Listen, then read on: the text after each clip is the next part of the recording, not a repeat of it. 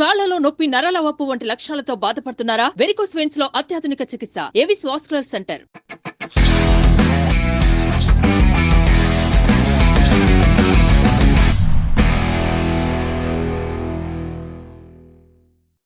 మీ నోటితో ఒకసారి చెప్పండి. ట్రిపుల్ ఎక్స్ సంస్కారవంతమైన సోప్. ట్రిపుల్ ఎక్స్ సోప్ సంస్కారవంతమైన సోప్. ఫస్ట్ టైం ఒక యాడ్ ని విక్రించుకున్నారు sir. What was your strategy triple X సంస్కారవంతమైన సోప్ అని పెట్టడానికి? ఈ మధ్యనే నేను ఒక క్యాప్షన్ విన్నాను, advertising persons must be crazy అని. అంటే కొంచెం పైత్యం అలౌడే. అది ఎలా ఉండాలంటే అది కొంచెం అపరిపక్వంగా ఉన్నా కానీ సమాజం యాక్సెప్ట్ చేస్తుంది. సినిమాలు, సీరియల్స్ తర్వాత యాడ్ ఇండస్ట్రీలోనే అంత రెవెన్యూ ఉంది, అంత కెరీర్ ఆపర్చునిటీస్ కూడా ఉన్నాయి అంటారు. కష్టపడే వాళ్ళకు ఉన్నాయి. అందులో నేను I'm belongs to film making కాబట్టి ఆ కోణంలో చెప్తున్నాను.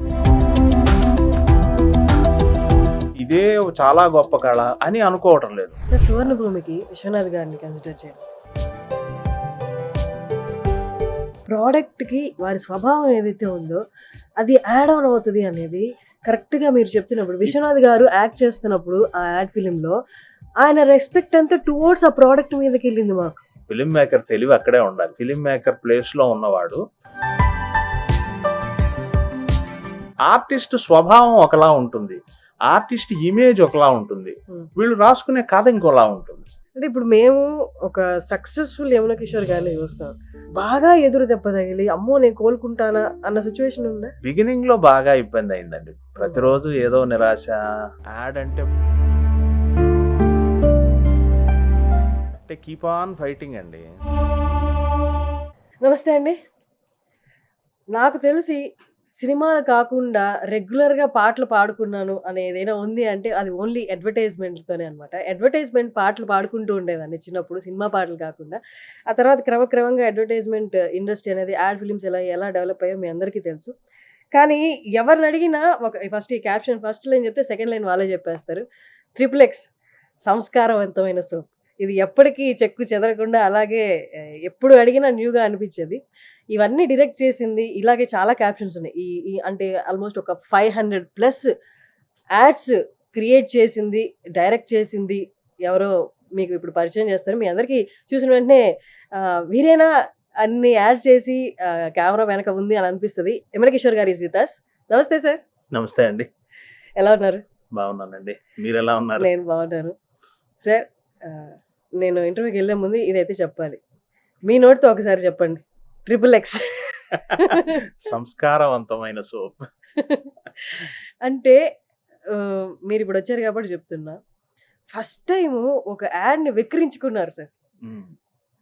సంస్కారం ఏంటయ్యా సోప్కి సంస్కారం ఏంటయ్యా అని విక్రించుకున్నారు. కానీ ఇప్పటికీ గుర్తుండిపోయింది అది.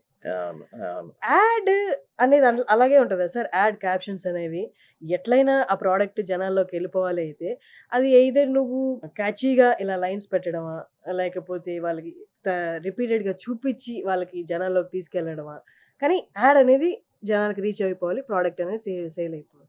What was your strategy triple X సంస్కారవంతమైన సోప్ అని పెట్టడానికి? ఈ మధ్యనే నేను ఒక క్యాప్షన్ విన్నాను, advertising persons must be crazy అని. అంటే కొంచెం పైత్యం అలౌడే. కొంచెం అది ఎలా ఉండాలంటే ఓవర్ రొమాన్స్ వద్దు, ఓవర్ వైలెన్స్ వద్దు, జనరల్గా ఉండే ఓ చిన్నపాటి చతురత, హాస్యం, హ్యూమర్ ఇటువంటివన్నీ అలౌడే అడ్వర్టైజ్మెంట్లో. అది కొంచెం అపరిపక్వంగా ఉన్నా కానీ సమాజం యాక్సెప్ట్ చేస్తుంది. అదేంటంటే మనిషి తను మేధావి అయ్యాక మళ్ళీ అపరిపక్వంగా ఆలోచించడానికి, కొంచెం వెనక్కి వెళ్ళటానికి ప్రతి ఒక్కళ్ళు జంకుతారు. అది ప్రతి ఒక్కళ్ళకి ఉండే. ఇప్పుడు మీరు 20 ఏళ్ల వయసులో ఒకలాగా నడిచి మీకు 30 ఏళ్ళు రాగానే అలా ఎలా నడుస్తాం ఏమన్నా అనుకోరు? అది నేనైనా అసలు నడిచింది అలాగే. నేనైనా నేను కదా ఎట్లా అంటాం కదా, ఇట్లా మనుషుల్లో కూడా మార్పులు వస్తాయి కదా. అది నా ఫస్ట్ యాడ్. అప్పుడు నాకు 27 years. ఒక కుర్రతనం, ఒక ఇది ఉంటుంది కదా, ఆ విసురులో నేను అది సంస్కారవంతమైన సోప్ అని రాసేసాను. అది ఒక అపరిపక్వమైన ఒక ఆవిష్కరణ. నుంచి వచ్చింది ఆ ఆవిష్కరణ అది అంటే తప్పు లేదు. నేను మొదటి నుంచి దీనికి మటుకు కట్టుబడే ఉన్నాను. ఓవర్ రొమాన్స్ వద్దు, ఓవర్ వైలెన్స్ వద్దు అనే దానికి మటుకు కట్టుబడే ఉన్నాను. కట్టుబడి ఉండి ఒక చిన్న క్రేజ్‌లోంచి చేసిన పని అన్నమాట అది. అది జనానికి బాగా వెళ్ళింది. కొంతమంది పెద్ద ఎత్తున తిట్టారు నన్ను. కొంతమంది పెద్ద ఎత్తున ప్రశంసించారు. కానీ ఏదైతే ఇప్పటికి ఇది జరిగి ఎప్పుడు 2007 జాన్యువరి 27న షూట్ చేశాను ఆ యాడ్. ఇది 2024. ఈ రోజుకి కూడా సంస్కారవంతమైన సోప్ అని మాట్లాడుతున్నారు. నన్ను అడుగుతున్నారు. చాలా మంది పెద్ద పెద్ద పొలిటికల్ లీడర్స్ కూడా అడిగారు నన్ను సంస్కారవంతమైన సోప్ అని. అది నాకు అది ఇప్పటికి కూడా ఆశ్చర్యంగా అనిపిస్తుంది, ఆనందంగా కూడా అనిపిస్తుంది. సార్ ట్రిప్లెక్స్ వాళ్ళు మీ తర్వాత ఎవరికి యాడ్ ఇవ్వలేదా? చేశారు, కానీ సంస్కారవంతమైన సిరీస్ మొత్తం మటుకు నేనే చేశాను. అది తర్వాత అడ్వర్టైజ్మెంట్స్ జరుగుతూనే ఉన్నాయి, కానీ సంస్కారవంతమైన సోప్ అనేది మటుకు ఇంకా అది ట్రిప్లెక్స్ అనగానే సంస్కారవంతమైన సోప్ అన్నట్టుగా నిలిచిపోయింది అన్నమాట. సిరీస్ అంటే సార్ డిఫరెంట్ యాక్టర్స్ చాలా చాలా యాడ్స్ చేసాము. 2007, 8, 9, 10 అట్లా ప్రతి సంవత్సరం చేసుకుంటూ వచ్చాం. అట్లా ఒక 6-7 ఏళ్ళు చేశానండి. 2014 వరకు వేరు యాక్టర్స్ తోట లేకపోతే వేరు స్టోరీస్ లో, కానీ సంస్కారం నేపథ్యంగా ఉండేలాగా, సంస్కారం బిహైండ్ డ్రైవ్ చేసేలాగా అలా చేసాం అనమాట. 2014 వరకు చేసామండి ట్రిప్లెక్స్ సోప్స్. అప్పట్లో నేను చేసిన ఆ సంస్కారవంతమైన సోప్ ఇప్పటికీ జనం మైండ్ లో రన్ అవుతుంది. సో దీన్ని మనం ఇంకొకలా కూడా చూడొచ్చా? అంటే అప్పుడు వచ్చిన యాడ్స్ ఇది కానీ ఇంకొన్ని అమూల్ కానీ లక్స్ కానీ ఇవన్నీ జనాలకు బాగా గుర్తుండిపోయి, ఎందుకంటే మేబీ జనాలకి ఎక్కువగా సినిమాలు కాకుండా యాడ్స్ ఎక్స్పోజర్ వస్తున్న రోజులు కాబట్టి అవి ఇప్పటికీ గుర్తున్నాయని చెప్పొచ్చా? అవును అనొచ్చు. అయితే మీకు ఒక ఉదాహరణ చెప్తాను. ఫస్ట్ లో DD1 ఒక్క ఛానలే ఉండేది. ఏది 70s 80s లో 90s బిగినింగ్ లో. 90s మిడిల్ నుంచి ఇంకొన్ని కొత్త ఛానల్స్ వచ్చాయి. 2000 తర్వాత విస్ఫోటనం జరిగినట్టు ఒక 20-30 ఛానల్స్ వచ్చేసాయి. ఆ తర్వాత 2015 తర్వాత సోషల్ మీడియా విప్లవం జరిగి రకరకాల ప్లాట్ఫామ్స్ వచ్చేసాయి. మీకు ఇన్స్టాగ్రామ్లు, FBలు. ఇప్పుడు మీకు 80s లో ఓ మామూలు యాడ్ ఏదైనా టీవీలో వేసినా మీకు ఖచ్చితంగా మైండ్లో స్పేస్ ఉంది, మీకు అట్లాగే గుర్తుండిపోయింది. 90sకి వచ్చేసరికి కొన్ని గుర్తున్నాయి. 2000 తర్వాత వచ్చేసరికి కొన్ని గుర్తున్నాయి. ఇప్పుడు అడ్వర్టైజ్మెంట్లో ఇది ఒక టఫ్ టైం అనమాట. రోజుకు మీకు సోషల్ మీడియాలోనే ఒక 500 యాడ్స్ రిలీజ్ అయిపోతాయి. అందులో మీరు ఏదని గుర్తుపెట్టుకుంటారు? సో ఏమైందంటే యాడ్ ఫిలిం మేకింగ్ క్రమక్రమంగా ముడి బిగిసినట్టు బాగా కష్టం అయిపోతుంది. యాడ్ని జనానికి గుర్తు పెట్టుకునేలాగా చేయటం అనేది. ఇప్పుడు మీకు అప్పట్లో సినిమా థియేటర్స్లో సినిమా స్టార్ట్ అయ్యే ముందు 1 minute స్పేస్లో యాడ్ చేయొచ్చు. 1 minute స్పేస్ ఉండేది.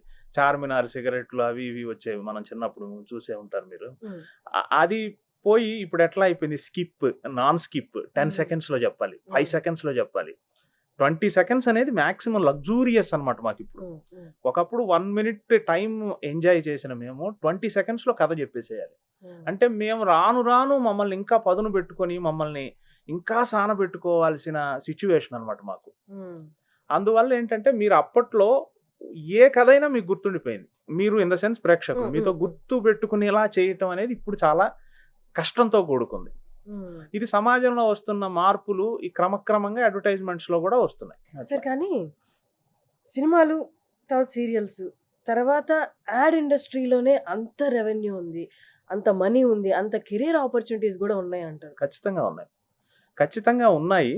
కష్టపడే వాళ్ళకు ఉన్నాయి. ఇంకొకటి ఏం జరుగుతుందంటే అడ్వర్టైజ్మెంట్కి వచ్చేవాళ్ళు, అంటే నేను ఫిల్మ్ మేకింగ్ కోణంలోనే చెప్తున్నాను. అడ్వర్టైజింగ్ అనేది 360 degreesలో చాలా పెద్దది. అందులో నేను I'm belongs to film making కాబట్టి ఆ కోణంలో చెప్తున్నాను. సినిమా అవకాశాలకో లేదా సినిమా డెస్టినీగా పెట్టుకున్న వాళ్ళు మధ్యలో మజిలీగా వస్తున్నారు ఇందులోకి. ఇదే గొప్ప కళ, ఇదే చాలా గొప్ప కళ అని అనుకోవటం లేదు. చాలా మంది సీరియస్నెస్ ఉండదు. అందువల్ల ఏంటంటే మఖలో పుట్టి పుబ్బలో పోయినట్టు వెళ్ళిపోతున్నారు. ఇది మనకి కాదులే అనుకుని వెళ్ళిపోతున్నారు. అలా కాకుండా ఈ యాడ్ ఫిలిం మేకింగ్ నేను నమ్మి ప్రేమించి ఇందులో ఉన్న ఎసెన్స్ పట్టుకొని, ఇక్కడ ఒక క్లయింట్ ఉన్నారండి. ఒక క్లయింట్ ఒక సీజన్లో మాకు ఒక యాడ్ ఇచ్చారు అనుకుందాం. ఆ సీజన్లో అతని బిజినెస్ నిలబెట్టాల్సిన బాధ్యత మాది. ఇప్పుడు అతను మమ్మల్ని నమ్మి ఎంతో పెద్ద ఎత్తున సేల్ వస్తుంది అని అనుకుంటాడు. మేము ఆషామాషిగా లైట్గా తీసుకోవటానికి లేదు. మేము ఆ క్లయింట్ జీవితంలో ఒక భాగం అన్నంతగా అయిపోతాం. ఒక పర్సనల్ డాక్టరో, పర్సనల్ ఆడిటరో, పర్సనల్ అడ్వకేట్‌కో ఎంత ప్రాధాన్యత ఇస్తారో, ఎంతగా తమ బాగోగులు, కష్ట సుఖాలు చెప్పుకుంటారో, మాతో కూడా అలా చెప్పుకుంటారు. సార్ ఈ ఆఫర్ ఇలా పెడుతున్నాం సార్. దీన్ని ఇలా చేయాలనుకుంటున్నాం. దీన్ని ఎలా ప్రమోట్ చేయాలి?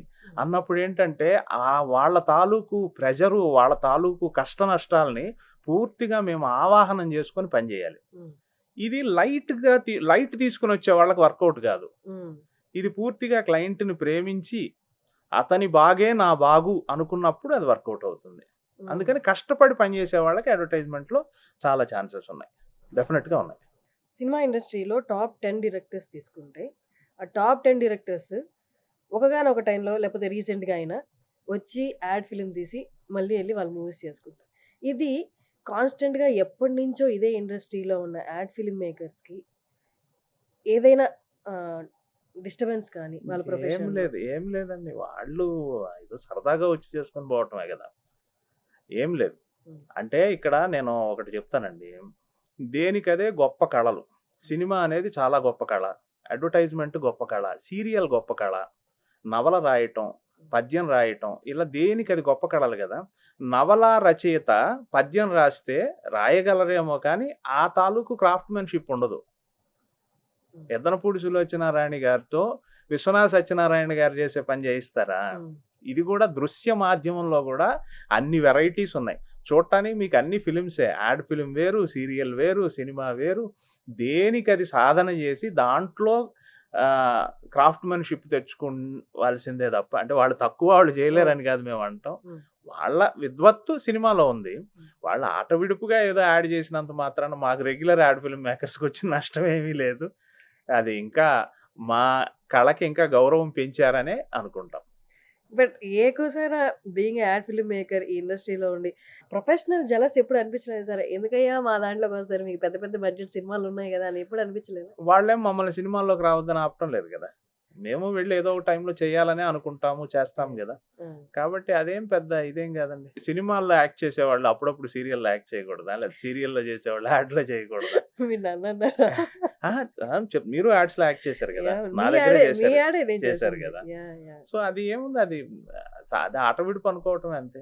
కాకపోతే ఇక్కడొచ్చి దేనికి అది క్రాఫ్ట్‌మెన్‌షిప్ ఉంటుంది. నటన మేబీ ఈజీగా అయిపోతుందేమో గానీ అడ్వర్టైజ్మెంట్ అనే దానికి ఒక సెపరేట్ క్రాఫ్ట్‌మెన్‌షిప్ ఉంది. దానికి ఒక సెపరేట్ ఒక తెలుసుకోవాల్సిన, పరిశీలించాల్సిన, అధ్యయనం చేయాల్సిన విషయాలు చాలా ఉన్నాయి. ఏదో 30 సెకండ్స్, 20 సెకండ్స్‌లో ఇట్లా అయిపోతుంది కదా అనుకుంటే కాదు. దీని తాలూకు సాధన దీనికి చేయాలి. సార్ ఇప్పుడు ప్రోడక్ట్స్‌ని అడ్వర్టైజ్ చేయడానికి ముందుకొచ్చిన కంపెనీస్ ఏదైతే ఉన్నాయో వాళ్ళేమైనా హిట్ డైరెక్టర్స్, టాప్ డైరెక్టర్స్ ఉన్నారు కదా! వాళ్ళతో చేయిస్తే ఇది వాళ్ళు పలానా డైరెక్టర్ డైరెక్ట్ చేశాడు అంటే ఇంకా అంటే మామూలుగా అంతకుముందు ఏం చూసేవాళ్ళు ఈ యాక్టర్‌తో చేయించాము అంటే మనకి ప్రోడక్ట్ బాగా సేల్ అవుతుంది అని. కానీ ఇప్పుడు కొన్ని ఫేజెస్ ఎలా ఉన్నాయంటే పలానా డైరెక్టర్‌తో డైరెక్ట్ చేయించామంటే మన అడ్వర్టైజ్మెంట్ ఇంకా రీచ్ ఉంటదండి. వాళ్ళు అలా వెళ్తున్నారంటారా? ఏం వాళ్ళు మక్కువ చూపిస్తున్నారంటారా కంపెనీస్? అలా అంటే ఇప్పుడు మీది ఒక సబ్ అనుకుందాం సోప్. మీ ప్రత్యర్థి సోప్ యాడ్ ఎవరు తీశారు అనేది మీరు చూసుకుంటారు. అది సహజం కదా! అట్లాగే మీదొక వాచ్ కంపెనీ అనుకుందాం.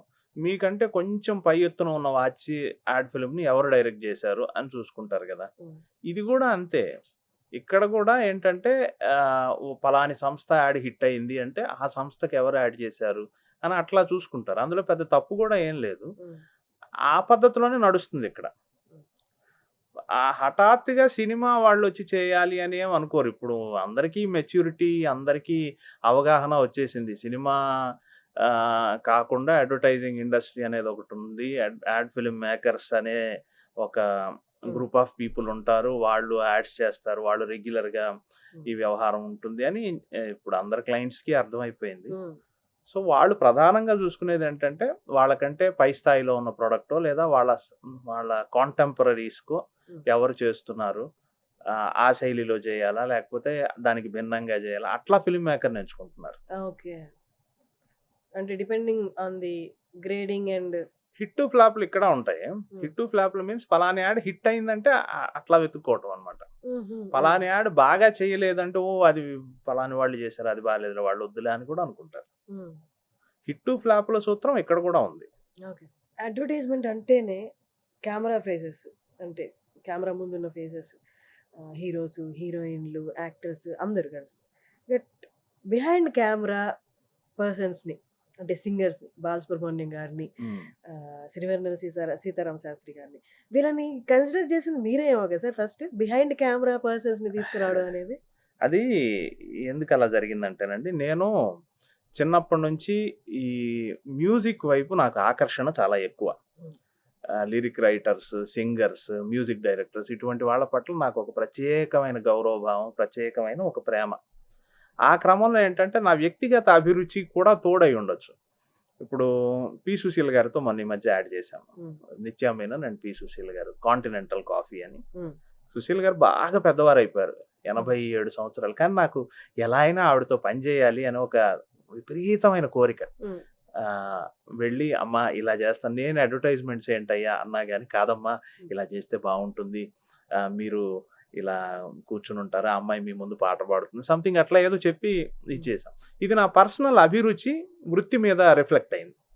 బాలు గారు అయినా, విశ్వనాథ్ గారు అయినా, సీతారామ శాస్త్రి గారు అయినా, ఇట్లా వీళ్ళందరితో యాక్ట్ చేసి, అది వాళ్ళతో ఏదో ఒక యాడ్ చేసి వదిలిపెట్టడం అని కాకుండా చాలా యాడ్స్ చేశాను. ఒక్క బాలసుబ్రహ్మణ్యం గారితోనే నేను 35 యాడ్స్ చేశాను. నాకు తెలిసి ఆయన లైఫ్లో యాక్ట్ చేసిన 99% యాడ్స్ నేనే చేసి ఉంటాను. విశ్వనాథ్ గారితో ఒక 35 యాడ్స్ చేసి ఉంటాను. ఆయన లైఫ్లో యాడ్స్ అన్నిట్లో ఒక 99% నేనే చేసి ఉంటాను అనుకుంటున్నాను. సీతారామ శాస్త్రి గారు నో డౌట్ నా దగ్గరే అడ్వర్టైజ్మెంట్స్లో యాక్ట్ చేశారు, ఇంకేం చేయలేదు. ఎలా ఒప్పిస్తారు సార్? అంటే అలాంటి పెద్ద పెద్ద దిగ్గజాలని అడ్వర్టైజ్మెంట్కి ఒప్పించడం అంటే వాళ్ళు ఎందుకులేమ్మా అనే అయితే అంటారు, ఖచ్చితంగా అంతే అంటారు కదా. ఏదో మనం కాన్సెప్ట్ చెప్పి సార్ ఇలా చేస్తాను, ఇలా ట్రీట్ చేస్తాను, ఇలా పోర్ట్రేట్ చేస్తాను అని చెప్పి మనం మర్యాదగా చెప్పి ఒప్పించి, మనం ఏం లేదండి, వాళ్ళు ఏమంటారు, నా అదృష్టం ఏంటంటే ఒక తాతగారు కనుక మనవడి మీద వాత్సల్యం చూపించినట్టు అట్లాంటి ఒక ప్రేమ చూపించారు వాళ్ళు నాకు. నేనేం తప్పులు చేసినా వాళ్ళు ఇలా కాదోయ్ ఇలా చెయ్యి అని చెప్పి, అలా అది వాళ్ళు నాకు ఇచ్చిన చనువు అదృష్టమేనండి. సార్ క్లయింట్స్ అడిగేవాళ్ళ సార్, పోనీ బాలు గారు అంటే అందరికీ అభిమానం ఉంటుంది, కానీ సార్ మనం కెమెరా ఫేసెస్, హీరో హీరోయిన్స్ వీళ్ళని ఏమన్నా పెడదామా సార్, బాలు గారిని పెడితే అంత రీచబిలిటీ ఉంటుందా, శాస్త్రి గారిని పెడితే అంత రీచబిలిటీ ఉంటుందా అని ఏమన్నా అడిగేవాళ్ళ? మొదట్లో ఏ క్లయింట్కైనా డౌట్ వస్తుంది, కానీ నేను ఒకటి చేసి సక్సెస్ చేసి చూపించాను అనుకోండి, అప్పుడు ఇంక నమ్ముతారు కదా, ఫలాని వాళ్ళని పెట్టి చేస్తే వర్కౌట్ అవుతుందండి, ఈ ప్రోడక్ట్కి వాళ్ళ స్వభావం బాగా యాప్ట్ అవుతుందండి, ఇలా చెప్పినప్పుడు కొన్నిసార్లు ఏంటండి, నేను చెప్పిన ప్రతిసారి క్లయింట్స్ విన్నారు. సక్సెస్ మాట్లాడుతుంది కదండి. ఇక్కడ ఒక చోట సక్సెస్ చేసి చూపించారు అనుకోండి, నమ్ముతారు కదా. సార్ సువర్ణ భూమికి విశ్వనాథ్ గారిని కన్సిడర్ చేయండి. నిజంగా మీరు అన్నట్టు ప్రోడక్ట్కి ఈ వారి తత్వం లేకపోతే వారి స్వభావం ఏదైతే ఉందో అది యాడ్ ఆన్ అవుతుంది అనేది కరెక్ట్గా మీరు చెప్తున్నప్పుడు, విశ్వనాథ్ గారు యాక్ట్ చేస్తున్నప్పుడు ఆ యాడ్ ఫిలింలో ఆయన రెస్పెక్ట్ అంతా టువర్డ్స్ ఆ ప్రోడక్ట్ మీదకి వెళ్ళింది మాకు. అదేనండి, ఫిలిం మేకర్ తెలివి అక్కడే ఉండాలి. ఫిలిం మేకర్ ప్లేస్లో ఉన్నవాడు అంత జాగ్రత్తగా కథ ఆలోచించగలగాలి. ఇప్పుడు చేస్తున్న ఫిలిం మేకర్స్లో చాలామంది, అంటే నేను విమర్శలాగా చెప్పడం లేదు, ఆర్టిస్ట్ స్వభావం ఒకలా ఉంటుంది, ఆర్టిస్ట్ ఇమేజ్ ఒకలా ఉంటుంది, వీళ్ళు రాసుకునే కథ ఇంకోలా ఉంటుంది. అప్పుడు ఏమవుతుంది, ఒక జర్క్ లాగా ఫీల్ అవుతారు. దాన్ని అలవాటు చేయడానికి చాలా కష్టపడాలి. ఇప్పుడు మీరున్నారు, మీరు హర్షిని అంటే ఒకలాంటి ఇమేజ్ ఉందనుకోండి, మీ శైలికి భిన్నంగా మిమ్మల్ని ఇంకోలాగా పోర్ట్రేట్ చేస్తే అది యాక్సెప్ట్ చేయరు కదా. రోజు నేను మీకు ఇలాగ అనిపిస్తాను, ఇంకోలాగా నా మీద నా ఇమేజ్ని మీరు పోర్ట్రేట్ చేయలేరు కదా. అట్లా ఏంటంటే ఇప్పుడు వస్తున్న ఫిల్మ్ మేకర్స్లో కూడా చాలా మంది ఇదే తప్పు చేస్తున్నారు. కామెడియన్తో సీరియస్ కథలు చేస్తున్నారు, సీరియస్ ఆర్టిస్ట్తో అంటే ప్రయోగం అంటున్నారు, కానీ ఓకే, కానీ ఇది ఎవరి డబ్బులు పెట్టి మనం ప్రయోగం చేస్తున్నాము. సేఫ్ ఏంటంటే వాళ్ళకున్న ఇమేజ్ని అర్థం చేసుకొని మనం చేస్తే ఓకే. సినిమా అంటే 2.5 గంటల గేమ్ అండి. ఇప్పుడు ఒక సీరియస్ ఇమేజ్ ఉన్న ఆర్టిస్ట్తో కూడా మనం కామెడీ చేయించి యాక్సెప్ట్ చేయడానికి మనకు తగిన టైం ఉంటుంది. అక్కడ ఇమేజ్ మార్చచ్చు. అవును. ఇప్పుడు హలో బ్రదర్ సినిమా వచ్చే నాటికి అన్నపూర్ణమ్మ గారికి ఒక శోకమైన మదర్ లాంటి ఇమేజ్ ఉంది. ఈవీవి సత్యనారాయణ గారు ప్రయోగం చేశారు అక్కడ. ఏది ఆవిడతో విపరీతమైన కామెడీ జనరేట్ చేసేసారు. వర్కౌట్ అయింది, ఎందుకంటే అది 2.5 గంటల గేమ్ కాబట్టి. ఇక్కడ అడ్వర్టైజ్మెంట్లో అట్లా కాదు, ఉన్న స్వభావం ఏంటి అనేది అర్థం చేసుకోవాలి. ముందు ఆ ఫిల్మ్ మేకర్ చేయాల్సింది అదే, ఈ ఆర్టిస్ట్ స్వభావం ఏంటి, ఈ ప్రొడక్ట్ స్వభావం ఏంటి, ఈ ప్రొడక్ట్ ఎవరు కొంటారు, ఆ సెలబ్రిటీ తాలూకు ఇమేజ్ ఇక్కడ ఎలా మనం ఎండార్స్ చేయాలి. కథ ఆలోచించడం గొప్ప కదండి. చాలా మంది చెప్తారు చాలా క్రియేటివ్గా నేను కథ ఆలోచించటం కదా, ఆర్టిస్ట్ని ఎలా బ్యాలెన్స్ చేశాము, ప్రొడక్ట్ కొనేలాగా ఎలా ప్రేరేపించాము, ఇవన్నీ ఉంటాయి. సరే, ఏదైనా పాట హిట్ అవ్వాలన్న సినిమాలో పిల్లలు ఆ పాట పాడగలిగారంటే అంటే ఏంటి, ఇన్ఫాన్స్ అంటే ఒక 3-4 years ఉన్నవాళ్ళు, వాళ్ళు ఆ పాట పాడగలిగి వాళ్ళు ఆ స్టెప్ వేయగలిగారు అంటే ఇంక అంత హిట్ అంతే. అది ఎవరైనా వేస్తారు అన్నది మన ఎగ్జాంపుల్. ఇప్పుడు మొన్న వచ్చిన పుష్ప సాంగ్ చూసుకున్నా కూడా ఆ స్టెప్ అనేది చిన్న పిల్లలు వేసేలాగా ఉంటుంది. ఇది కూడా చిన్న అలాగే అడ్వర్టైజ్మెంట్ కూడా చిన్న పిల్లల దాకా రీచ్ అయితే చాలు, అది సక్సెస్. అవును, వాస్తవం మీరు చెప్పారు, కరెక్టే. మీరు అది ఫాలో అవుతారా ఆ ఫార్ములా? ఖచ్చితంగా అవుతామండి, ఖచ్చితంగా అవుతాం. అంటే ఆ ప్రొడక్ట్ నేచర్ని బట్టి, ఆ స్వభావాన్ని బట్టి, అవసరాన్ని బట్టి అలా చేస్తాం. ఇప్పుడు దుర్గా నెయ్యి అని ఒక యాడ్ చేసాము. అది చేసేటప్పుడు కూడా మేము ఏం చేస్తాము, చాలా క్యాచీగా జింగిల్ ఉండాలి, అందరికీ అర్థం అవ్వాలి, వినగానే పట్టేసుకోవాలి. ఇట్లా ఇంకొంచెం వెయ్యి, దుర్గా నెయ్యి, ఇంకొంచెం వెయ్యి. అది ఎంత ఈజీగా ఉంది, దానికేం పెద్ద పాడటానికి పెద్ద స్కిల్స్ అవసరం లేదు, ఎవరైనా అనేసేది ఇంకొంచెం వెయ్యి దుర్గా నెయ్యి అని. ఇట్లా ఉండేలాగా జాగ్రత్త పడతాం. రిజెక్ట్ చేసిన యాడ్స్ ఉన్నాయి? రిజెక్ట్ చేసిన యాడ్స్ అంటే మీకు నాకున్న ఇమేజ్ ఏంటంటే కొంచెం ఫ్యామిలీ ఓరియంటెడ్గానే ఉంది.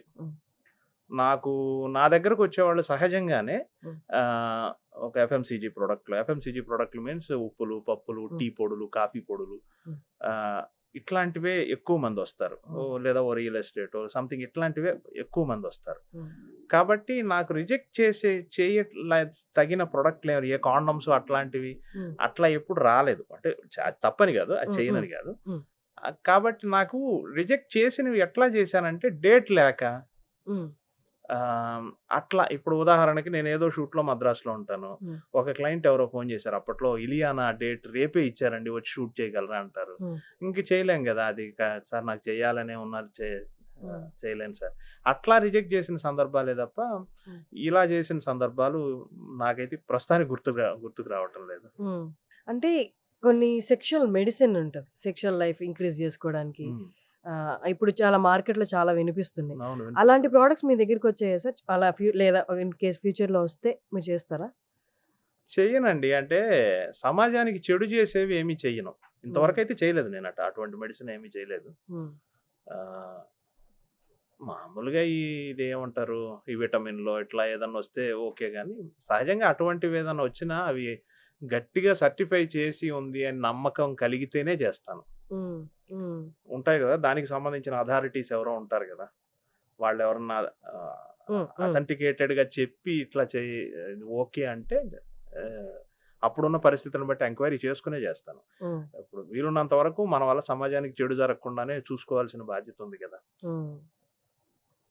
మనం నటించే ఆర్టిస్టులు అందరూ ఇదే కదండి. సార్, మీకు సంగీతం, సాహిత్యం, కళల పట్ల ఇంత ఆకర్షణ, ఇంత అభిరుచి ఉన్న మీరు సినిమా డైరెక్ట్ చేయాలి అన్న కోరిక అయితే ఉందని తెలుసు నాకు.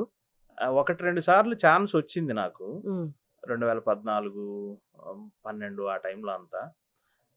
మీకు తెలియదే ఉందండి, ఇక్కడ ఏమవుతుందంటే ఈ సీజన్కి ఈ యాడ్ అర్జెంట్, ఇదే ప్రయారిటీ మనకి, ఇది గబగబా ఫినిష్ చేయాలి, తర్వాత చూసుకుందాం అది అనేలాగా ఉంటుంది వాతావరణం. ఈ సీజన్కి ఇది చేయాలి, ఇది చేయకూడదని. ఇప్పుడే కొంచెం ఇప్పుడు కాస్త టెక్నాలజీ పెరిగి కాస్త వ్యవధి దొరికి ఇదే కరెక్ట్ టైం. ఇప్పుడు ఓటీటీలు ఇవన్నీ రావటం, ఇట్లా ఎక్కువ టైం దొరకటం, దానివల్ల ఇప్పుడు నెలకి 1-2 యాడ్స్కి చేసిన నెలలో అప్పుడు నెలంతా కష్టపడాల్సి వచ్చేది. నెగటివ్లో షూట్ చేసేవాళ్ళం, ల్యాబులకి వెళ్ళి అది ప్రాసెస్ చేసుకొని బాంబే వెళ్ళి టెలిసినీ చేసి అది తెచ్చి మళ్ళీ ఇక్కడ ఎడిట్ చేసి అట్లా ఎక్కువ టైం పట్టేది. ఇప్పుడు అంతా డిజిటల్ ఇదంతా వచ్చాక ఈజీ అయిపోయింది కదా. పైగా వయసుతో పాటు సహజంగా కొంచెం అడ్మినిస్ట్రేషన్ నాలెడ్జ్ కూడా పెరుగుతుంది కాబట్టి ఎవరెవరికి ఏ పని అప్పచెప్పాలి అట్లా అప్పచెప్పి అట్లా జరుగుతుంది కదా. సో ఇది కరెక్ట్ టైం సినిమా వైపు వెళ్ళటానికి. నేను కూడా ప్రయత్నాలు ప్రారంభించాను. ఖచ్చితంగా తొందరలోనే చేస్తాను. That's nice. కానీ యాక్టింగ్ వైపు? యాక్టింగ్ నాకు మొదటి నుంచి పెద్దగా కానీ మీరు యాడ్స్ లో 1-2 చోట్ల కనిపించినట్టున్నారు కదా సార్ మీరు? లేదు కనిపించలేదు. నాకు యాక్టింగే కష్టం అనిపిస్తుందండి. పాడటం ఈజీగా ఉంది, సాంగ్ రాయటం ఈజీగా ఉంది, డైలాగ్ రాయటం ఈజీగా ఉంది, డైరెక్షన్ చేయటం ఈజీగా అనిపించింది. కానీ యాక్టింగ్ మటుకు నాకు కష్టం అనిపిస్తుంది.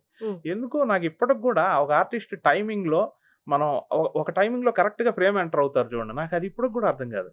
అర్రే భలే భలే వచ్చాడుగా అనిపిస్తుంది. ఏది ఇన్ని యాడ్స్ చేసి ఇంత డైరెక్షన్లో ఉన్నా కానీ అది వేరే, అదొక సపరేట్ కళ అనిపిస్తుంది నాకు. నాకు చాలా రెస్పెక్ట్ యాక్టింగ్ చేసేవాళ్ళన్నా. ఆ క్వాలిటీ అంటే నాకు చాలా బాగా ఇష్టం. సార్ ఎవరి నేచర్? మీరు చాలా మంది హీరోస్తో చేశారు, అల్లు మహేష్ బాబు గారితో, వెంకటేష్ గారితో, చిరంజీవి గారితో మీరు చేయలేదు కదా? చేయలేదు. నేను చేసింది మహేష్ బాబు గారితో చేశాను, ఒక 5-6 యాడ్స్ చేశాను. వెంకటేష్ గారితో చేశాను, రామ్ చరణ్ గారితో చేశాను ఒక 2 యాడ్స్, నాగార్జున గారితో చేశాను, నాగ చైతన్య గారితో చేశాను, అఖిల్ గారితో చేశాను.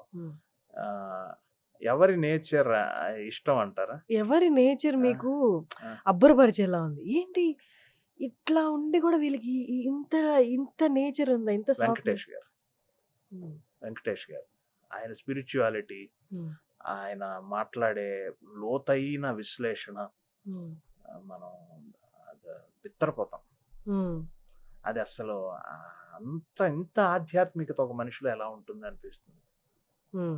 మామూలుగా సెట్లో ఏదో షార్ట్ గ్యాప్లో అలా కూర్చుని ఉంటే ఎవరినో ఏదో అంటున్నారు, సరిగ్గా వెంకటేష్ గారు అనిపించి, లైఫ్లో అన్నీ పర్ఫెక్ట్గా ఉండవు, కొంచెం అటు ఇటుగానే ఉంటాయి, పర్ఫెక్ట్గా ఉండాలి అని అనుకోకూడదు, ఏది పర్ఫెక్ట్గా ఉండదు, నువ్వు కానీ ముందు వాడిని ప్రయత్నం చేయని అని చెప్తున్నా.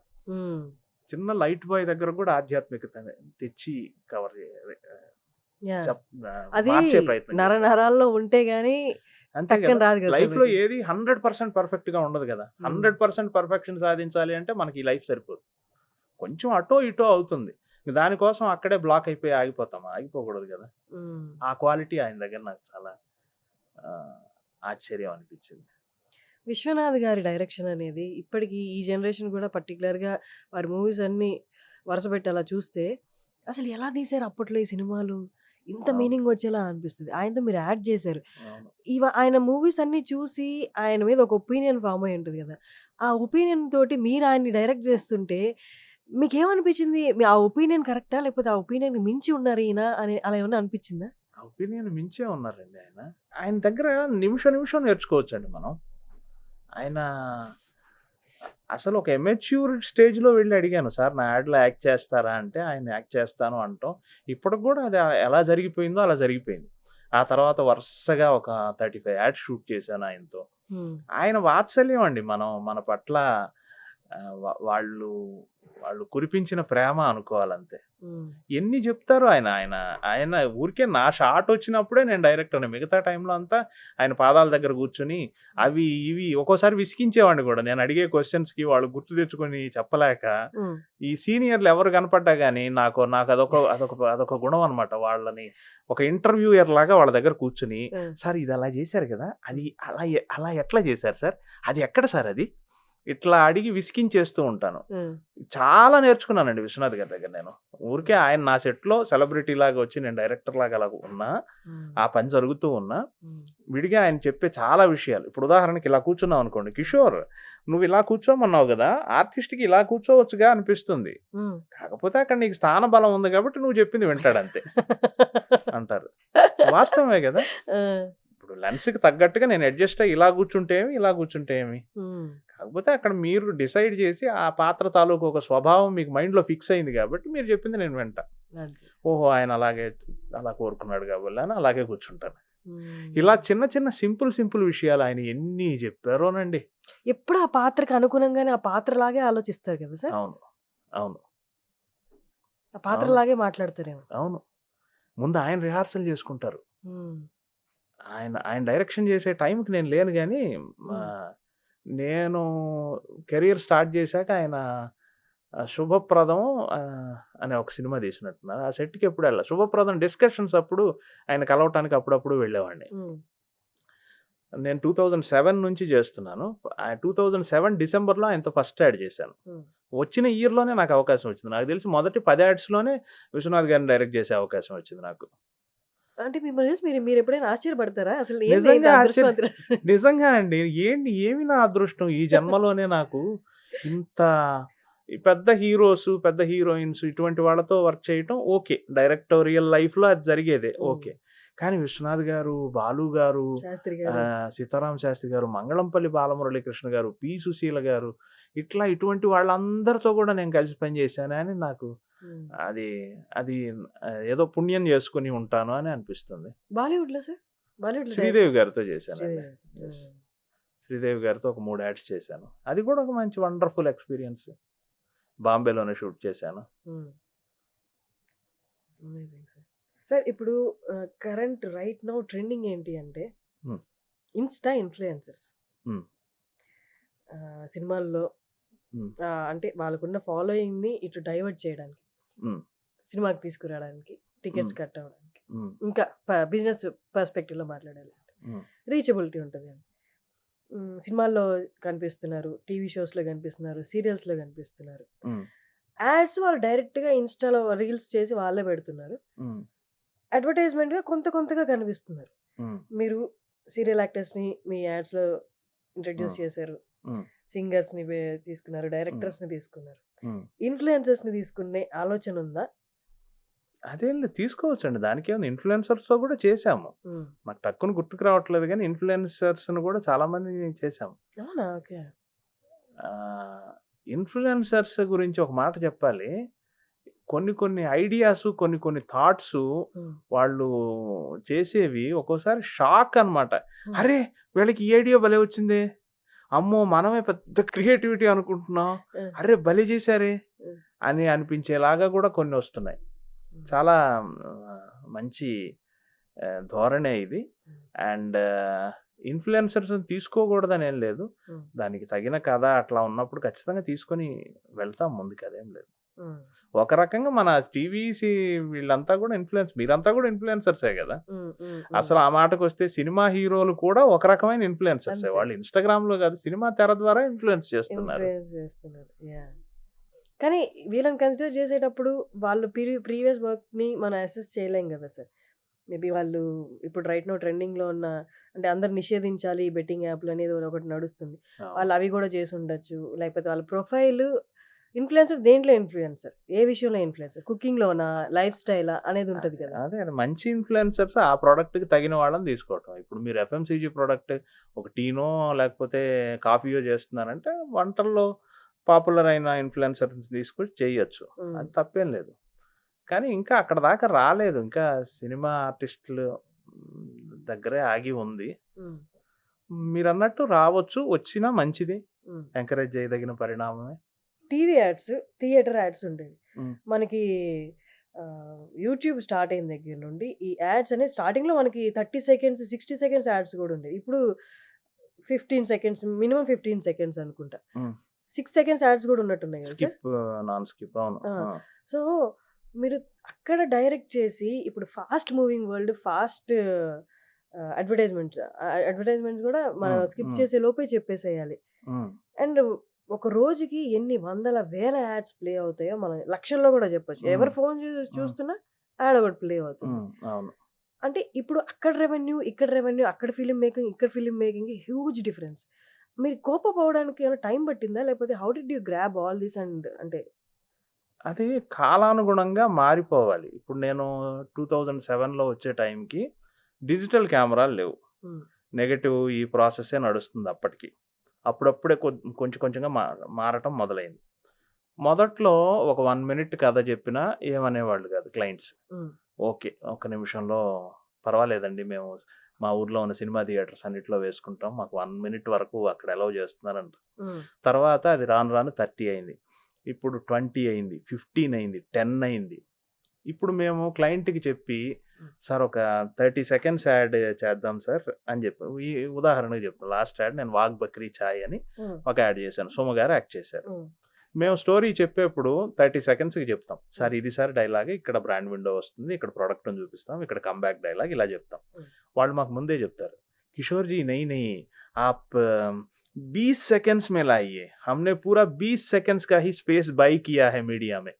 అంటే ఛానల్స్లో ముందే టెలికాస్ట్కి కావలసిన టైం అంతా కొనేసుకుని వచ్చేస్తున్నారు, విత్ కన్స్టెంట్స్ వస్తున్నారు. సార్ మేము పలాని ప్రోగ్రాంలో 40 సెకండ్లు కొనుక్కున్నాము, ఒక టాప్ ప్రోగ్రామ్ ఏదో ఉందనుకుందాం, ఓ జబర్దస్త్ సంథింగ్ ఏదో అనుకుందాం, బిగ్ బాస్ అనుకుందాం.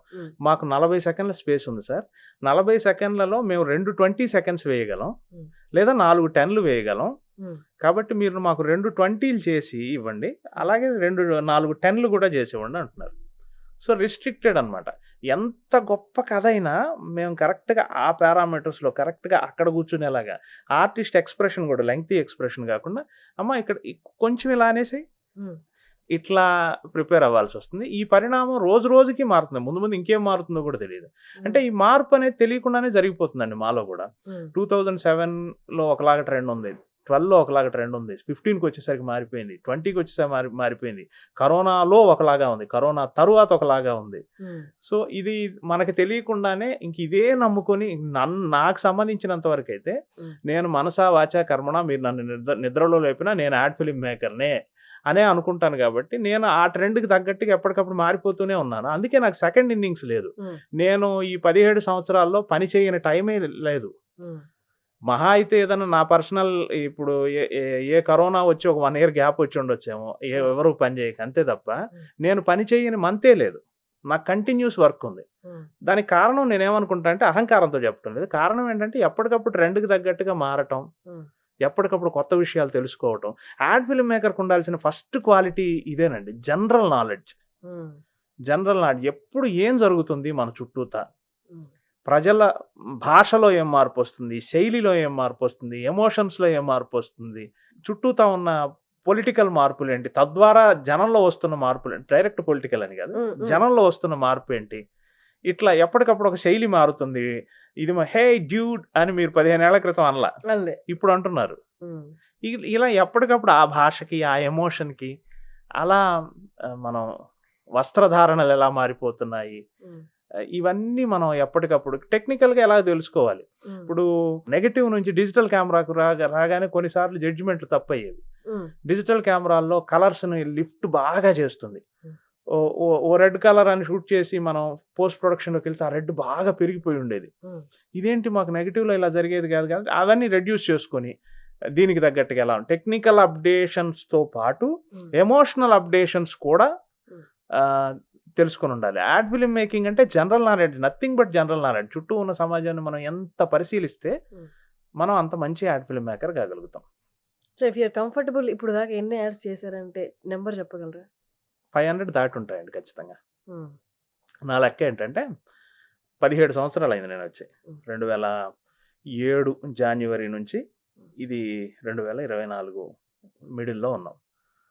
సంవత్సరానికి ఒక 25 to 30 యాడ్స్ యావరేజ్ను వేసుకుంటే, ఒక సంవత్సరం ఎక్కువైనా చేయనివ్వండి, ఒక సంవత్సరం కరోనా లాంటి 2020లో 2 యాడ్సే చేసి ఉండొచ్చు, ఏదో ఒక సంవత్సరం మటుకు 47 యాడ్స్ చేశాను 2017 16 17.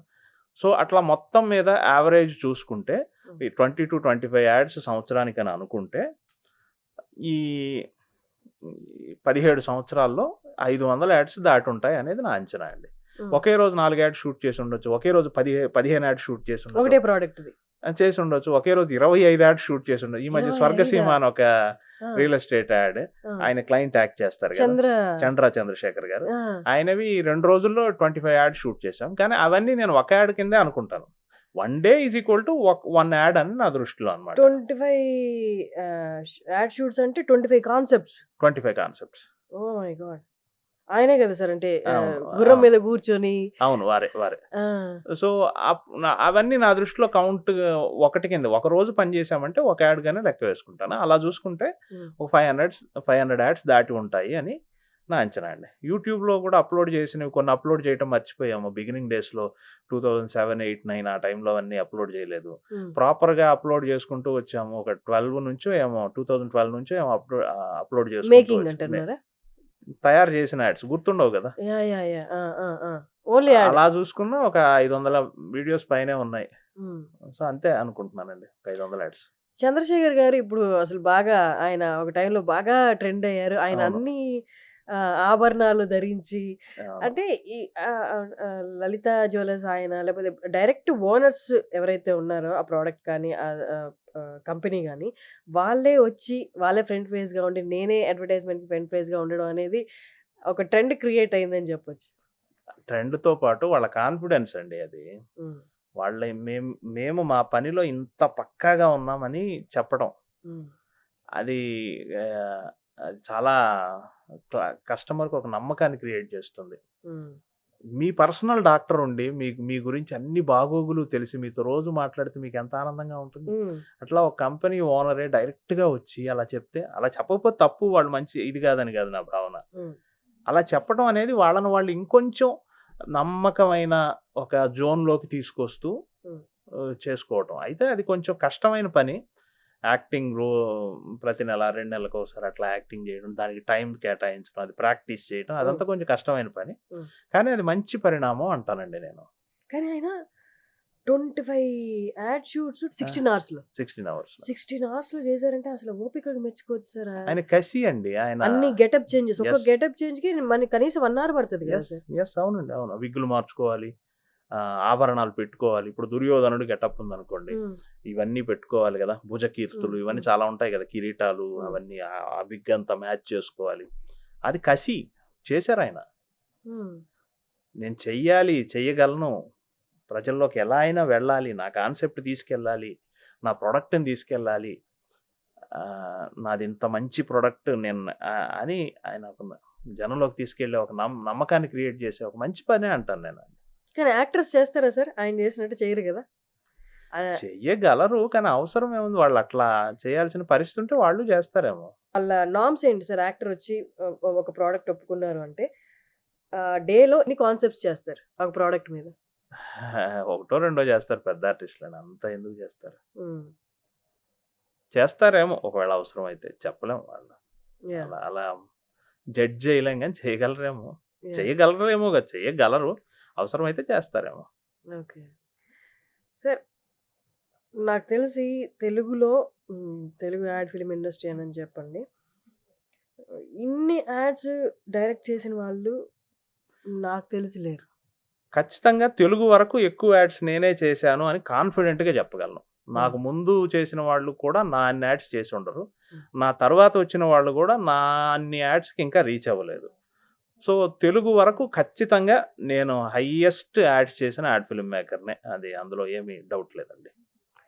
అంటే ఇప్పుడు మేము ఒక సక్సెస్‌ఫుల్ యమున కిషోర్ గారిని చూస్తాం. బట్ మీకు దెబ్బలు తగలకుండా, కింద పడకుండా అయితే ఇక్కడి దాకా వచ్చుండరు. అది అది డామ్ హ్మ్. ష్యూర్ కదా సార్. హ్మ్. బాగా ఎదురు దెబ్బ తగిలి అమ్మో! నేను కోలుకుంటానా అన్న సిట్యుయేషన్ ఉందా? అంటే కీప్ ఆన్ ఫైటింగ్ అండి. ప్రతిరోజు ఏదో నిరాశ ఇది ఉంటూనే ఉంటాయి. హ్మ్. కీప్ ఆన్ ఫైటింగ్‌లో తెలియలేదు. వెళ్ళిపోయాను ముందుకి.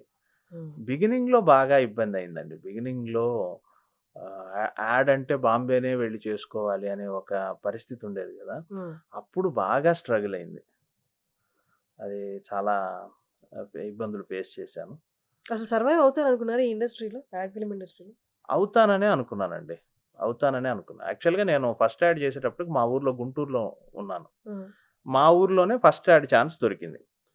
ఆ క్లయింట్ ఏం చూసారో ఏమో triple X soap owner Manikyavel గారని హ్మ్. ఆయన నాకు అప్పట్లోనే ఒక 5,40,000 డబ్బులు చేతికిచ్చి ఏ ఇయర్‌లో? 2007 అమ్మో!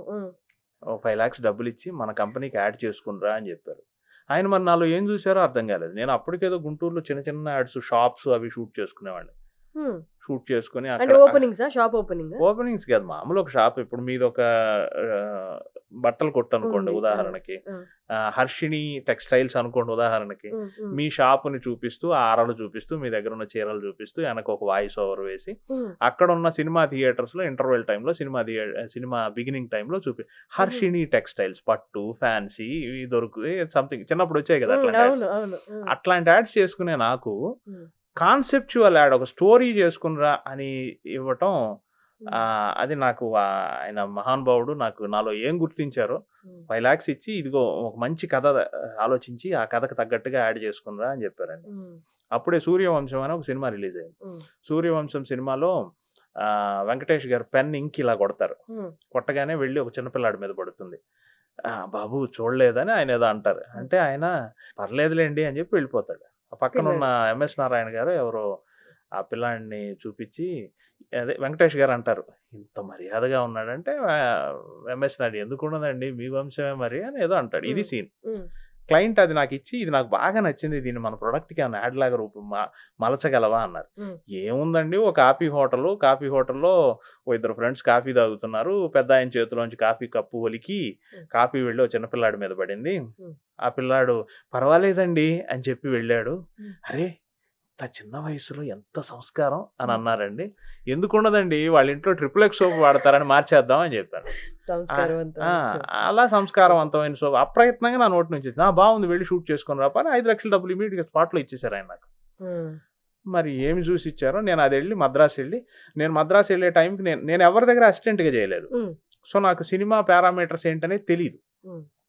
అలా ఒకటొకటిగా తెలుసుకొని నేను యాడ్ చేసి యాడ్ తీసుకొచ్చి మళ్ళీ ఆయనకి ఇస్తే ఆయన టీవీల్లో వేస్తే అది మరి నా అదృష్టం అనుకోవాలో ఏమో, ఆంధ్రజ్యోతి వీక్లీ బుక్ ఉంటుంది కదా, వీక్లీ బుక్ లో ఒక ఆర్టికల్ వచ్చింది, అడ్వర్టైజ్మెంట్లు ఇలా కూడా చేయవచ్చా అని 2 యాడ్స్ గురించి రాశారు. అందులో ఫస్ట్ యాడ్ ఇది, ఇంకో యాడ్ మన టాటా టీకి సంబంధించి ఏదో సంథింగ్ ఒక కాన్సెప్ట్ అప్పట్లో ఏదో వచ్చింది.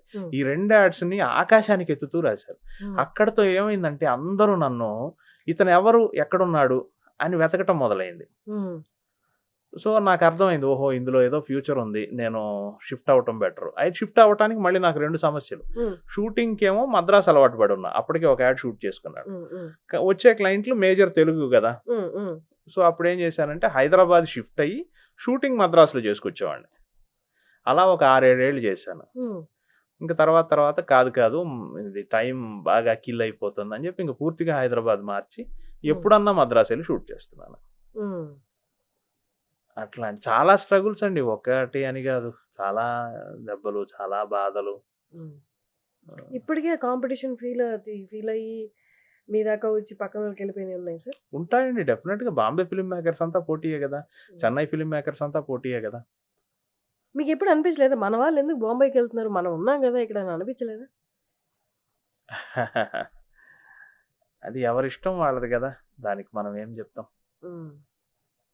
ఏదైనా ఇప్పటికి కూడా నేటివిటీ కావాలి, తెలుగుదనం కావాలంటే నా దగ్గరకు వస్తున్నారు. వాగ్బక్రీ ఛాయ్ అని ఇందాక చెప్పాను చూడండి, రీసెంట్గా చేశానని. వాళ్ళు అది చాలా పెద్ద కంపెనీ, ప్రపంచవ్యాప్తంగా ఉన్న కంపెనీ, నేషనల్లో 2nd ప్లేస్లోనో ఏమో ఉంది టీ ఉత్పత్తిలో. వాళ్ళు నన్ను వెతుక్కుంటూ వచ్చారు, సౌత్ ఫిలిం మేకర్ కావాలి, అది తెలుగులో నిపుణుడైన యాడ్ ఫిలిం మేకర్ కావాలి అని నన్ను వెతుక్కుంటూ వచ్చి నాకు అవకాశం ఇచ్చారు. సో ఇప్పుడు అది నేటివిటీ అనేది మన బలం కదా. సో ఆ జోన్ కావాల్సిన వాళ్ళు నా దగ్గరకు వస్తున్నారు. తెలుగుదనం ఉండాలి, Telugu nativity, Telugu society emotions, Telugu సొసైటీకి సంబంధించిన హావభావాలు, ఇవన్నీ. ఇప్పుడు కాస్మోపాలిటన్ బాంబే లైఫ్ స్టైల్కి మన కడపలో ఉన్న లైఫ్ స్టైల్కి తేడా ఉంది కదండి. బాంబే లైఫ్ స్టైల్ని చూపిస్తూ మీరు గుంటూరులో వాళ్ళతో ప్రోడక్ట్ కొనిపించాలంటూ అనుకోవడం కొంచెం కష్టంగా ఉంటుంది. సో ఇక్కడ ఈ లైఫ్ స్టైల్, ఇక్కడ మాటలు, ఇక్కడ హావభావాలు, ఒక్కొక్క భాషకు ఒక లౌడ్నెస్ ఉంటుంది, ఒక్కో భాషలో ఒక వ్యక్తీకరణ ఒకలాగా ఉంటుంది. ఇంగ్లీషు వ్యక్తీకరణకి, హిందీ వ్యక్తీకరణకి, మన తెలుగు తమిళ వ్యక్తీకరణకి తేడా ఉంటుంది కదా. మనం ఎక్కడ వాయిస్ రైజ్ చేస్తాం, ఒక డైలాగ్ మాడ్యులేషన్ ఉంటుంది, ఇవన్నీ ఉంటాయి కదా. ఇదేంటంటే ఏ భాషకు ఆ భాషలో ఉన్న వాళ్ళకి ఈజీ, బాగా ఆ పడికట్టును పట్టుకోగలం. అదే నాకు కలిసి వచ్చింది. తెలుగుదనం అనేదే నాకు తిండి పెట్టింది, తెలుగుదనం అనేదే నన్ను పైకి లేపింది.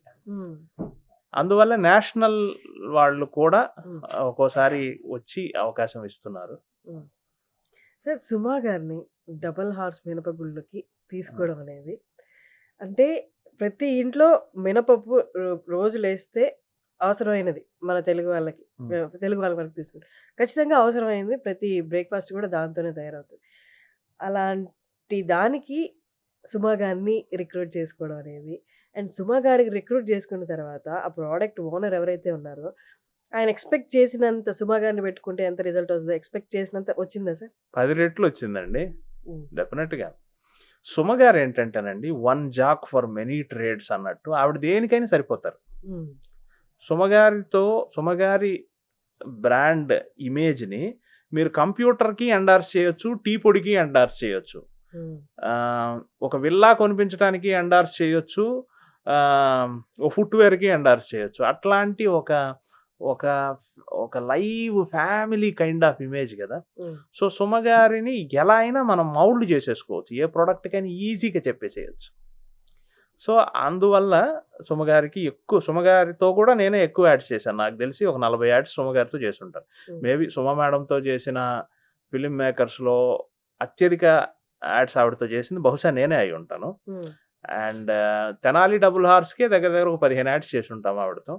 ఆవిడ ఇమేజేనండి. ఆవిడ ఎలా చేసినా గాని ఆవిడని యాక్సెప్ట్ చేస్తారు చూడండి జనం. టెలివిజన్ ఇమేజ్ కూడా కీ రోల్ కదా సార్. ఆ! ఆవిడకి టెలివిజన్‌లో బీభత్సమైన అవును. ఫ్యాన్స్ కదా సార్. అవునండి. అవును. అది కూడా ఒక ప్లస్ పాయింట్ కదా సార్. డెఫినెట్‌గా. సుమ డెఫినెట్‌గా. గారిని రిక్రూట్ చేసుకోవడానికి. అవును. సుమ గారికి అందుకే ఎక్కువ యాడ్ ఛాన్సెస్ కూడా ఎక్కువుంటాయి ఆవిడ. హ్మ్. ఆవిడ ఇమేజ్ తొందరగా ఎండార్స్ అవుతుంది ప్రొడక్ట్‌కి. యాహ్!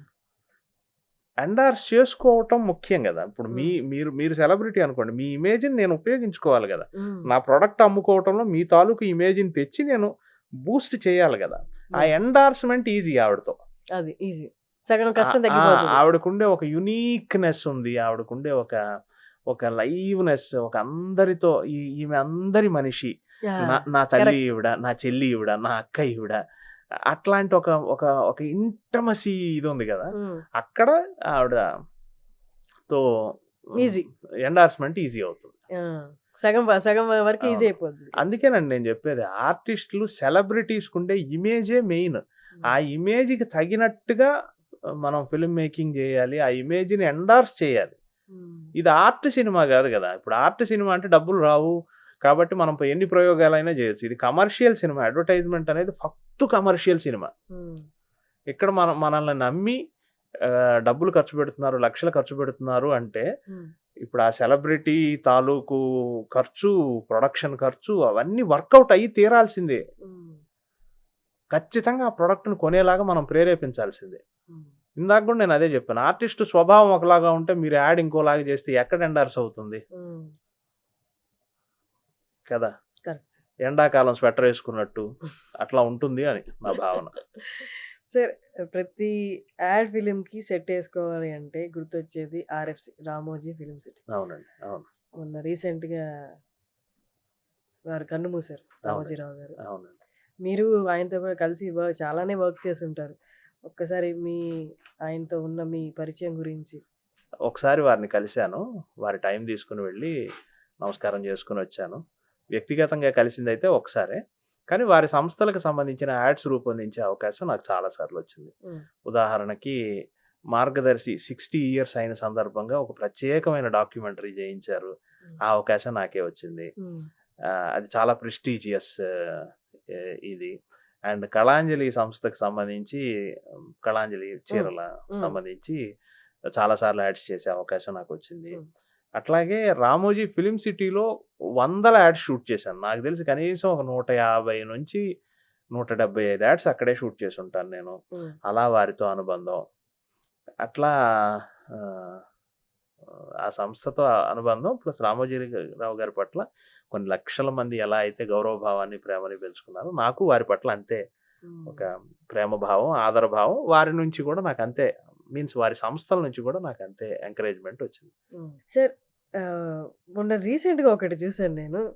'రఘురామరాజు' గారి గురించి మీరు పాట రాసి పాడారు. ఏంటి సార్ మీ ఇద్దరి పరిచయం ఎట్లాగా? మీరు మా మంచి మిత్రులని కూడా పెట్టారు. పాడలేదు. నేను రాసి ట్యూన్ చేశాను. ఆ ఓకే. వాయిస్ నాది కాదు. ఆహా! ఆఫ్‌కోర్స్ నేను పాడగలను గానీ అది నేను పాడలేదు. హ్మ్. ట్యూన్, లిరిక్స్ నావి. ఎట్లా పరిచయం అండి మీ ఇద్దరికి? రఘురామకృష్ణరాజు గారిని ఒక కామన్ ఫ్రెండ్ ద్వారా కలిశాను. హ్మ్. కలిసినప్పుడు సహజంగా వారి వారి వారి మాటలు, వారి శైలి అదంతా ఒక సర్కాసిజం చాలా ఉంటాయి కదా. అలా నాకు ఆయన నచ్చారు. నచ్చి సార్ ఊరికే ఓ పాట రాసేద్దాం మీకు ఎలక్షన్కి ఉపయోగపడుతుంది కదా అని రాశాను. అది వారు ప్లే చేశారు. బాగానే ఉంది. Film industry, ad film, serials, కళలలో ఉన్న వాళ్ళు యాజ్ ఎ ప్రొఫెషన్గా ఏదైనా స్టెప్ తీసుకోవాలి పొలిటికల్గా ఇట్లా అనుకుంటే వాళ్ళు కొంచెం న్యూట్రల్గా ఉండడానికి మ్యాక్సిమం ట్రై చేస్తారు కదా. మీరు ఏమైనా ఆలోచించారా? మేబీ కళాకారులకి మనకు రాజకీయ పార్టీలు ఏముందండి, మనకి అన్ని పార్టీలు ఒకటే, మనకు అందరు రాజకీయ నాయకులు ఒకటి. వ్యక్తిగత స్నేహాలు వేరు, ఇది వేరుగా. ఇప్పుడు నా క్లయింట్స్ అన్ని పార్టీల్లోనూ ఉన్నారండి. ఏవో ఒక ప్రొడక్ట్స్, రియల్ ఎస్టేట్ ఇట్లా ఉన్నవాళ్ళు కాంగ్రెస్లో ఉన్నారు, బీఆర్ఎస్లో ఉన్నారు, టీడీపీలో ఉన్నారు, వైసీపీలో ఉన్నారు. కాబట్టి మనల్ని కళాకారుల్ని కన్ఫైన్ చేయటం అనేది పర్టికులర్గా టెక్నీషియన్స్ని ఏం కన్ఫైన్ చేస్తారు. మనం వచ్చి ఏదైనా జెండా పట్టుకొని మనం ఆ పార్టీకి ప్రచారం అట్లా చెప్తే తప్ప మనకేముంది. ఇప్పుడు ఏదైనా ఒక రాజకీయ పార్టీకి యాడ్ చేయమని ఇచ్చారనుకోండి, వాళ్ళ కాంగ్రెస్కి చేసి రేపు బీజేపీకి కూడా చేయొచ్చు. వీఆర్ జస్ట్ మనం కళాకారులం అంతే. మనం వాళ్ళకి పనిచేసేటప్పుడు మనస్ఫూర్తిగా వాళ్ళ కోసం చేస్తాం అంతే. ఈ వీళ్ళకి చేసేటప్పుడు వీళ్ళ కోసం మనస్ఫూర్తిగా చేస్తాం. వీఆర్ జస్ట్ టెక్నీషియన్స్ అంతే. మనకు రాజకీయాలతో ఏం సంబంధం ఉంది? ఆ సిద్ధాంతాలతో మనమేం మాట్లాడటం లేదు కదా. కాబట్టి అది పెద్ద విషయం అని అనుకోవటం లేదండి నేను. మనకు అందరూ ఒకటే, అందరూ కావాలి.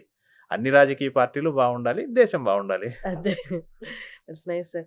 గ్రేట్ కాన్వర్జేషన్ అండి విత్ యూ. అంటే చాలా తెలియని విషయాలు కూడా చెప్పారు అండ్ మీ జర్నీ గురించి కూడా చెప్పారు. అండ్ 500+ యాడ్ ఫిలిమ్స్ అనేది నాకు తెలిసి నెక్స్ట్ వచ్చే జనరేషన్స్కి అదొక బెంచ్ మార్క్లా ఉంటుందేమో, మేము కూడా అక్కడికి రీచ్ అవ్వాలి అని. You are a true inspiration to many ad film makers. Thank you for coming అండి. Thank you so much. Thank you Harshini garu. చాలా సంతోషం మీరు నన్ను పిలవటం, ఇలా నాతో కలిసి కూర్చొని ఇలా మాట్లాడటం. అండ్ మీరు నా డైరెక్షన్లో కూడా యాక్ట్ చేశారు. You are a wonderful artist. నేను అప్పుడు కూడా చెప్పాను మీకు ఒక పర్టికులర్ జోన్లో మీరు ట్రై చేయండి అని కూడా నేను మీకు సలహా చెప్పాను. గ్రేట్ ఎక్స్పీరియన్స్ విత్ యూ అండి. Thank you. God bless you. Thank you. మీరు ఇంకా వృద్ధిలోకి రావాలి. Thank you sir.